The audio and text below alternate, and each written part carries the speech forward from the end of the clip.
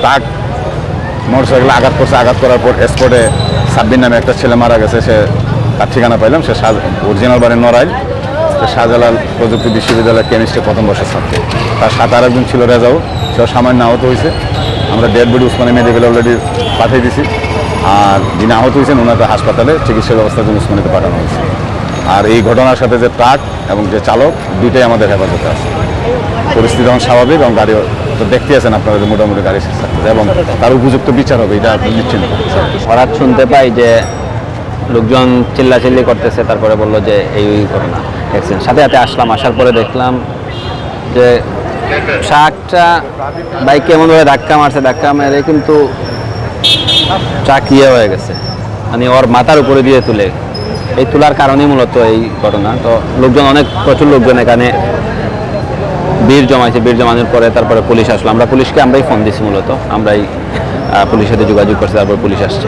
এখন এটা আইন অনুযায়ী সময়। তবে আমরা জনসাধারণ পক্ষ থেকে আমরা আসলে আপনারা জানেন বিগত কিছুদিন আগেই কিন্তু এই সুবিধ বাজারে কিন্তু ফাজিলসের মুখে একটা অ্যাক্সিডেন্ট, সেখানে আমাদের এই এলাকায় 2 জন যুবক কিন্তু মারা গেছিল। এর বেশ কিছুদিন আগেই কিন্তু এই জায়গায় আরেকটা অ্যাক্সিডেন্ট হয়েছিল। এখানে একটা ট্রাকে একটা মহিলাকে মেরে ফেলছে, চৌকিডিগির মহিলা ছিল। তো আমরা আসলে এই এলাকার জনপ্রতিনিধি রয়েছেন যারা, অথবা সিটি কর্পোরেশন বলেন, স্থানীয় সড়ক বিভাগ বলেন, তাদের উদাসীনতার কারণেই কিন্তু আজকে এই দুর্ঘটনা ঘটছে।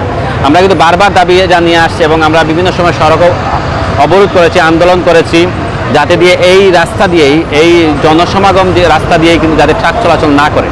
আমরা অনেকবার কিন্তু সিলেটের স্থানীয় প্রশাসন আমাদেরকে আশ্বস্ত করেছে যে এই রাস্তা দিয়ে ট্রাক চলাচল বন্ধ করা হবে, বিকল্প রাস্তা দিয়ে যাওয়া হবে।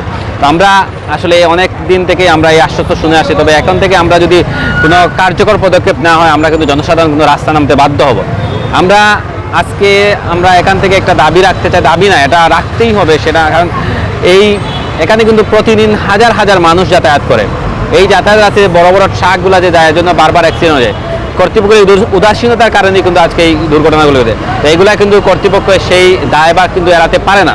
আমরা কিন্তু তাদেরকেই সেই দায়ভার নিতে হবে।